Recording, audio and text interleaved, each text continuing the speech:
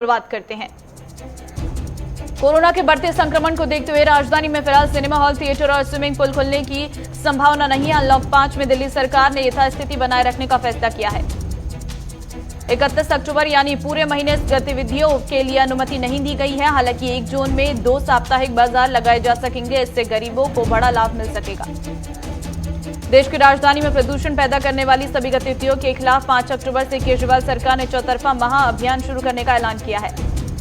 CM Kejriwal ने 5 अक्टूबर को पर्यावरण विभाग, विकास विभाग, PWD, MCD, traffic police, DDA और दिल्ली जल बोर्ड के अधिकारियों के साथ बैठक के बाद इस महाअभियान की शुरुआत करेंगे। देश में कोरोना वायरस संक्रमण के कुल मामलों की संख्या 63 लाख के ऊपर पहुंच गई है। वहीं कोरोना से मरने वालों की संख्या 1 लाख के पास पहुंच गई है।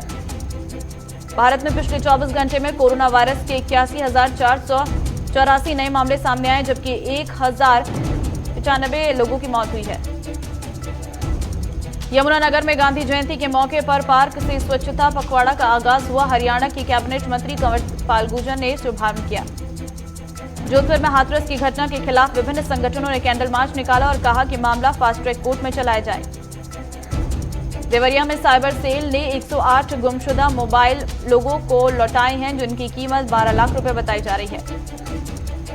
सीतापुर में तहसीलदार अपने कार्यालय में बैठकर जनता मिलन के समय मीटिंग करते नजर आए, तो वहीं कार्यालय के बाहर फरियादियों का लंबा जमावड़ा लगा रहा।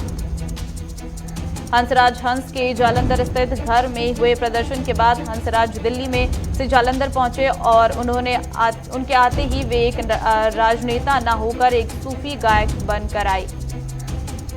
परैयापिंडा महरवारी में छात्रों ने 1 साल खराब होने पर विश्वविद्यालय का घेराव किया और ज्ञापन सौंपकर रिजल्ट सुधारने की मांग की है।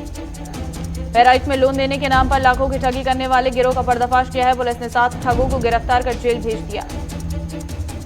बस्ती में हाईवे पर कांग्रेसियों ने रिटायर्ड कर्नल AK सिंह के नेतृत्व में बस्ती अयोध्या मार्ग पर चक्का जाम लगाया। सूचना पर पहुंची पुलिस ने जाम खुलवाया। मंडी गोविंदगढ़ में BSP के नेतृत्व में हाथरस की बेटी को इंसाफ दिलाने के लिए कैंडल मार्च और रोष मार्च निकाला गया। अखिल भारतीय कांग्रेस कमेटी के सदस्यों ने हाथरस मामले को लेकर और राहुल गांधी को हाथरस जाने से रोकने को लेकर चेतक सर्कल पर विरोध प्रदर्शन किया। जालंधर में किसानों के लिए मंडियों की ठोस व्यवस्था की गई है। कुल 24 मंडियों की व्यवस्था की गई है। रायबाग में नर्सिंग स्टाफ ने बीजेपी विधायक के घर पर धरना प्रदर्शन किया। कॉन्ट्रैक्ट बेसिस पर रहे सभी नर्सिंग स्टाफ को पक्का करने की मांग की। हमीरपुर में 6 महीने से लापता युवती का शव नाले से बरामद किया गया है। गांव के युवक ने ही युवती की हत्या की थी। आरोपी को गिरफ्तार कर लिया गया। बरवा में प्रखंड कांग्रेस कमेटी ने हाथरस की घटना के खिलाफ यूपी सीएम योगी आदित्यनाथ का पुतला दहन किया। यमुनानगर में वाल्मीकि समाज के आह्वान पर हाथरस की घटना के खिलाफ रोष मार्च निकाला गया और यूपी सरकार के खिलाफ जमकर नारेबाजी की। फरीदाबाद में 8 साल की बच्ची के साथ पड़ोसी द्वारा रेप करने का मामला सामने आया। पुलिस ने आरोपी को गिरफ्तार कर लिया। मोगा में किसानों ने रेलवे ट्रैक पर पक्के टेंट लगाकर रोष प्रदर्शन किया। कहा कि अगली रणनीति 5 अक्टूबर को होने वाली बैठक में तय की जाएगी। रामनगर में वाहन चेकिंग के दौरान एक बाइक सवार के पास से 3 लाख रुपए बरामद किए गए हैं, जिसे थाने को सौंप दिया गया है। झाझा में डमी पोलिंग बूथ का उद्घाटन किया गया। वोटर्स को लुभाने के लिए वोटर सेल्फी पॉइंट भी बनाया गया। मधुबनी में छापेमारी के दौरान पुलिस ने 5 छात्र गिरफ्तार किया है और इनके पास से 2 पिस्टल, 2 गाड़ी बरामद किए गए हैं। पटना में वाराणसी की गाड़ी से 74 लाख रुपए बरामद किए गए। इस दौरान भारी नकदी के साथ पुलिस ने नशे के धुत वाहन चालक को हिरासत में लिया है। पटना में बेखौफ अपराधियों ने बीजेपी नेता राजेश कुमार की गोली मारकर हत्या कर दी। पुलिस अब आरोपियों की तलाश कर रही है। धनबाद के निरसा में BSP कार्यकर्ताओं ने हाथरस गैंगरेप के आरोपी को फांसी देने की मांग की है और नारेबाजी की। धनबाद में जिला कांग्रेस अनुसूचित कमेटी ने हाथरस की घटना के खिलाफ यूपी सीएम योगी आदित्यनाथ और PM मोदी का पुतला फूंका। भटिंडा में वित्त मंत्री मनप्रीत बादल ने 94 करोड़ की लागत से तैयार होने वाले ओवरब्रिज की नींव रखी।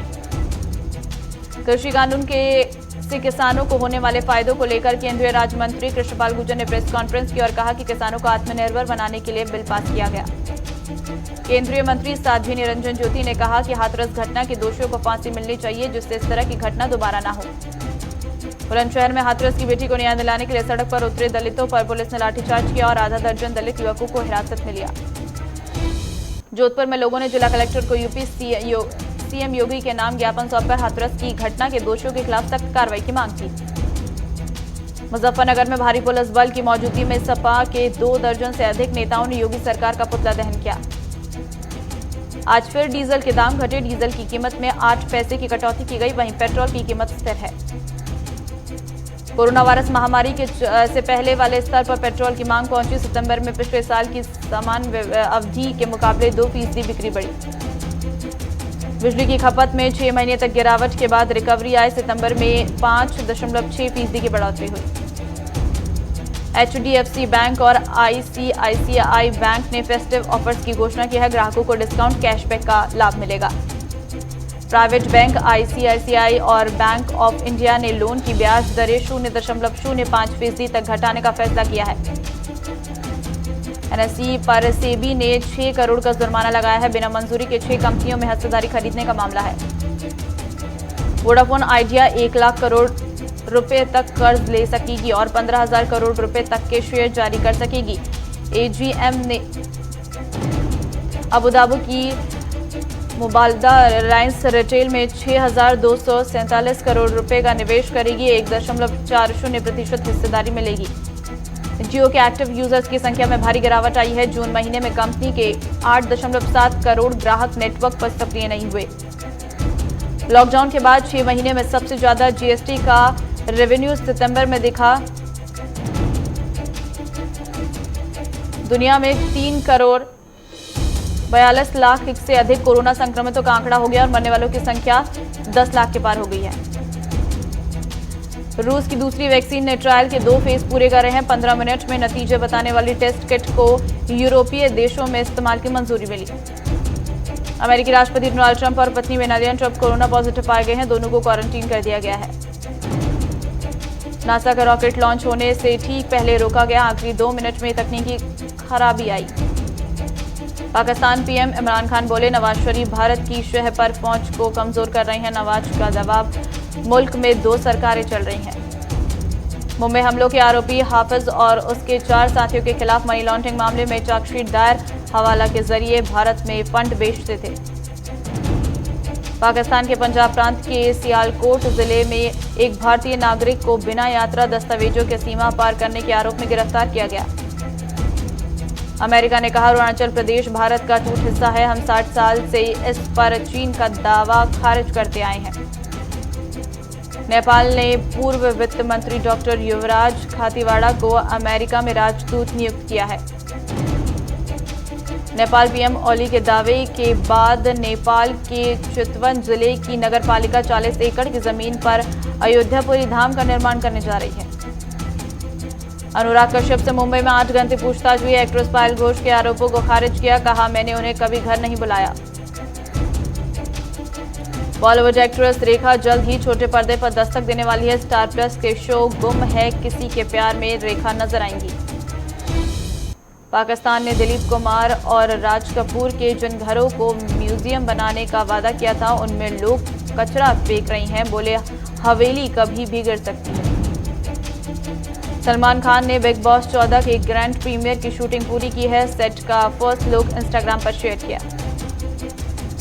बलरामपुर गैंग रेप केस पर प्रियंका चोपड़ा भड़की। कहा, शर्म से हमको अपने सिर लटका लेने चाहिए।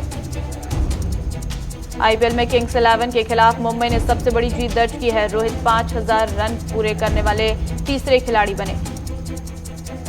किरोन ने 20वें ओवर में हैट्रिक छक्का लगाकर धमाका मचाया। हार्दिक पांड्या ने भी जलवा दिखाया। शाहरुख खान परिवार के साथ दुबई में मैच देखने पहुंचे। उथप्पा ने बॉल पर लार लगाकर लीग में पहली बार कोरोना नियम तोड़ा। सुरेश रैना और हरभजन सिंह के खिलाफ CSK ने उठाया बड़ा कदम। अनुबंध खत्म करने की प्रक्रिया शुरू। IPL में आज चेन्नई और हैदराबाद के बीच होगा मुकाबला। लगातार 2 मैच हार चुकी चेन्नई के पास जीत का मौका है।